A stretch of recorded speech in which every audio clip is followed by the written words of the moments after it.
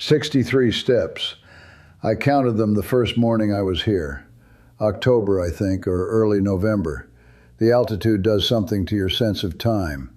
And I have counted them every morning since, and the number has never changed. You walk out the door, you put your feet on the stone path, and 63 steps later you arrive at the bench, and the number is still the number. The bench faces east. The light comes up over the mountains before it touches anything in the valley. And for a few minutes there's this sequence of colors moving across the Andes that I have no musical vocabulary for. That's the right way to say it. What comes back are chords, intervals, terms from a craft I no longer practice with any fidelity, and none of them are accurate. The mountains don't need the vocabulary. The light doesn't need a production note. It just moves. I hold the Nakamichi Dragon on my lap while I sit there. I haven't pressed play in 8 months, and the demo tape inside it is 57 years of sound damage away from any practical use. And I'm not sure my ears could make sense of it even if I did press play. But I hold it. It was $1,200 in 1982, the finest consumer cassette machine ever manufactured. I was 19 when I saved for it, playing sessions in Harrisburg bars for $40 a night, and it took me almost a year. I didn't know then what the machine would record. I didn't know what the tape inside it would become. Let me start there and come back to it. There is a specific quality of sound at rock concert volumes, 110, 115 decibels, that most people never consciously register because they experience it as sensation rather than information. The chest vibrates, the sternum. I played more than 300 shows between 1988 and 2003 in venues ranging from 300 people in Pittsburgh clubs to 17,000 in amphitheaters where the PA rigs were the size of small buildings. I stood in front of those rigs for 15 years and I felt the music as much as I heard it. The 4 kilohertz frequency range is the ear's most sensitive register. It is also the most exposed, during sustained high-volume exposure, to the kind of cumulative damage that doesn't announce itself until it's already done. On March 14, 2017, I woke up and the left side of my head was underwater. Not sudden silence. Silence would have been clean. It was pressure, muffled, directional, as if someone had pressed their palm flat against my left ear and was not removing it. I sat up in the Nashville apartment and waited for it to clear. It did not clear. The otolaryngologist used the term acoustic neuroma within the first 40 minutes. A tumor on the auditory nerve, non-malignant, which is the good news and also the piece of news that does nothing for you because the consequence is the same regardless of what you call it. Surgery in 2018. Clean margins. The neurosurgeon at Vanderbilt was excellent, which I know because she told me correctly that the nerve damage was irreversible. What it meant was, I can still hear it. The specific chord voicing from the 1994 recording sessions, the A minor 7th with the added 4th, open G string underneath it, the way it resolves into the bridge. I can hear it exactly. I can tell you the room in Studio B at Sound Emporium where we tracked it. The reverb tail, the air pressure that day in early November. I can hear it. The mind builds and maintains a library of sounds it has processed and loved, and the library does not degrade at the same rate as the physical equipment. The problem is that I can no longer hear anything else with that kind of fidelity. The name of the band was Carrier Signal. We had 4 albums. We had 3 top 20 singles on the Billboard Hot 100. One of them, the 1996 single, When You Said October, which I wrote alone in a hotel room in Cincinnati at 3 in the morning after the 4th night of the fall tour, reached number 3. Number 3 on the Billboard Hot 100 in October 1996. I was 33 years old. The song has appeared in 43 films and television series by the last count I have access to. The royalty statements from Nashville keep arriving. Automated notifications from a publishing company that has changed names twice since I signed the original agreement in 1991. And at a certain point, the numbers become noise rather than information. A&R men used to call me the architect. not publicly. It wasn't the kind of thing that got said in rooms with publicists, but in the corridor conversations. You're the architect, Crane, which meant you understand how to move a listener from one emotional state to another without the listener noticing the mechanism, which meant you are structurally essential and entirely invisible. I understood even then that this was both a compliment and a description of something that was going to hollow me out over time. David Kessler at Atlantic Records said it over a lunch in Midtown Manhattan. You're the architect, Crane. Everybody wants the beautiful room. Nobody wants to talk to the man who built it. He meant it as encouragement. I received it as a clinical fact. The session years after Carrier Signal, 2004 through 2015, the ghost years, were more lucrative and more lonely than the band had been. Ghost songwriting is a real profession with a real economy and a real internal logic. The industry needs songs. The market rewards bankable names. And there are people like me who understand song structure with enough technical fluency to build those songs on demand. We are compensated for the building and excluded from the credit. I wrote Driving Back in 2007 with a co-writer whose name appeared first on the credit, despite writing roughly 12% of the song. 7 times platinum. Driving Back has a bridge that everyone who has analyzed the song comments on. The emotional pivot in the transition from the second chorus. The way the key change doesn't announce itself. I built that bridge. I spent 3 days on 11 measures. I cannot tell you that publicly because I signed a paper that specified I would not. Marcus Levy was my primary co-writer for 11 years. We wrote 47 songs together. Some of them were genuinely good, the kind of good that has a structural truth to it that you can feel in the room before the lyric is finished. Marcus is writing for younger artists now. He does not mention my name in interviews. I know this because someone sent me a link to a trade publication profile in which Marcus described his writing process and his collaborations. My name was not in it. I don't say this with bitterness, or I say it without bitterness, and whether that's because I've processed it or because I've been at 30 degrees below sea level emotionally for long enough that the distinction doesn't register, I genuinely couldn't tell you. I should tell you about the TikTok because it's the load-bearing piece of the story. A girl in Stockholm, 16 years old, posted a video of herself dancing to When You Said October in her bedroom. The video generated 900 million streams in 90 days. The song I wrote alone in Cincinnati in 1996 had been sitting quietly in the culture for 27 years, and 90 days after a girl in Stockholm danced to it, it had been heard 900 million times. The royalty check was $1.3 million.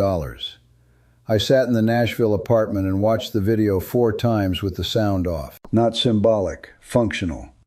I cannot hear music with adequate fidelity without my industrial-grade hearing aids, and even with them, what arrives is texture, not pitch.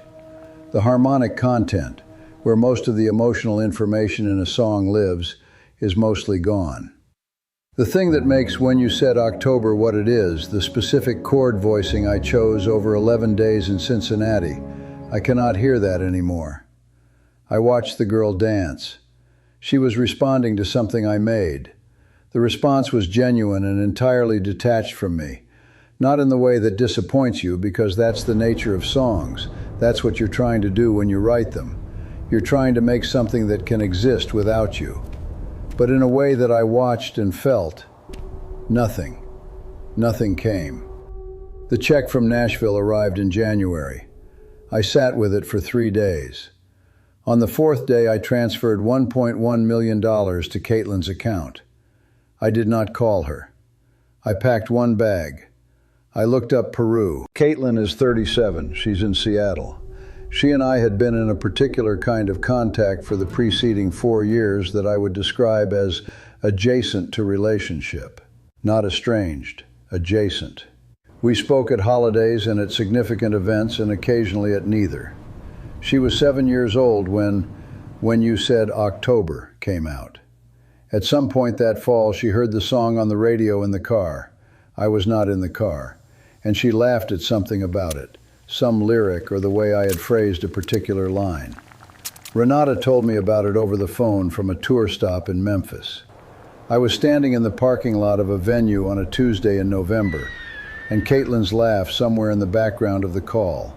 And I wrote down the detail on the back of the set list because I was afraid I'd lose it. I can still hear it. Not the radio, not my voice on the radio. Her laugh, age 7, in the background of that call from Memphis. I can hear it with the same internal fidelity that the Vanderbilt neurosurgeon could not account for when she explained the mechanics of nerve damage. The library is intact. I transferred $1.1 million to her account on a Thursday in January. I did not call. She sent a message 3 days later. I don't know what this is, Dad. I have read that message 112 times. I have drafted replies on 17 separate occasions. I have not sent any of them. She faded. That's the word. Not ended. Not left. She just went further down, volume by volume, until the signal wasn't there anymore. And I watched it happen, and I didn't ride the fader. I let it go. Renata said in 2006, during the last year before the divorce, "You're not absent, Daniel. You're the absence." I've been thinking about that sentence intermittently for 20 years. I should tell you about Nathan Webb. Nathan Webb is my father. He is 91 years old. He has been deaf since 75. Sensory neural loss, the slow kind, one ear and then the other.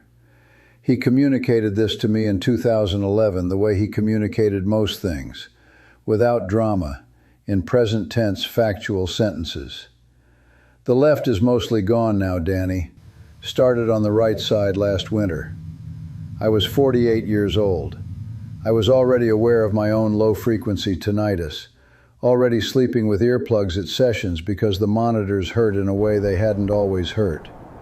I called my audiologist 18 months later, when the damage was already measurable, and the audiologist said some things I remembered selectively, and some things I chose carefully not to hear. When I called my father from Nashville in 2018, after the surgery, he read my face across the video screen with the attention of someone reading a language he is still learning.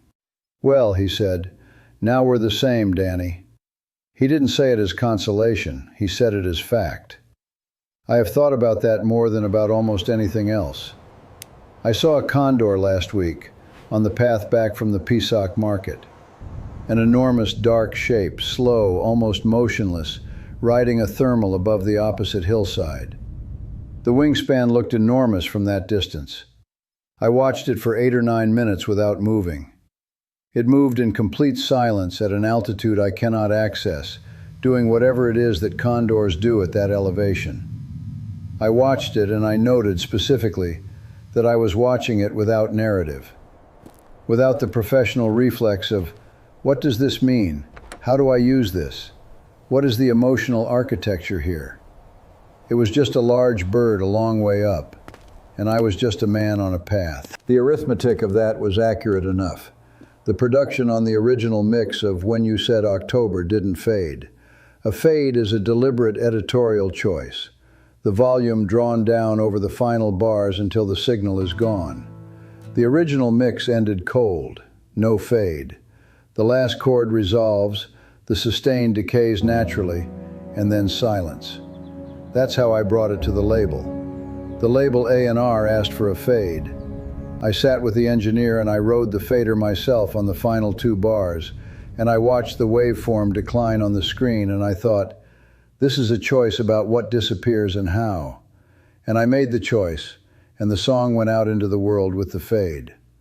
Marcus Levi once argued that fading a track was cowardice. You were avoiding the moment of ending, the definite stop, the acknowledgement that the song was over and was not coming back. I argued that it was elegance, the song continuing past the frame, the music existing beyond the container. I still don't know which of us was right. 63 steps. This is where I started and this is where I've ended up, which may be the most honest description of the shape of my life that I'm capable of producing at this altitude. The Nakamichi Dragon is on the shelf when I'm not on the bench. It contains the demo tape from 1983, which I made at 19 in my parents' basement with a borrowed Telecaster and a drum machine. The tape has never been digitized. It contains the earliest recorded evidence of my ability to write a song, and it is deteriorating on a shelf in PSOC at a rate I don't know precisely but suspect is faster than average. The reason I keep thinking about is this: the tape is from before Atlantic, before the tours, before Nashville, before Renata, before Caitlin, before the hearing, before any of the consequences. 19 years old, a Telecaster, a drum machine, the basement in Harrisburg. Whatever was on that tape was made before I understood what it would cost to keep making things like it. And I'm not sure I want to know if it's good or not. Either answer seems like it would mean something I'm not ready for. The light was particularly good today. The sequence of colors crossing the Andes, the specific progression from the cold gray of pre-dawn through the copper and the amber to the white gold that arrives around 7. I watched it move. I held the Nakamichi dragon. I cannot hear the wind in the sacred valley at dawn. The frequency is above the range my right ear processes with any fidelity, and the left is gone. But I can still hear it. That's the right way to put it. I'm not ready to press play yet, but I'm not certain I won't press play tomorrow. I put the Nakamichi dragon down on the stone bench beside me. I stood up. I turned toward the door.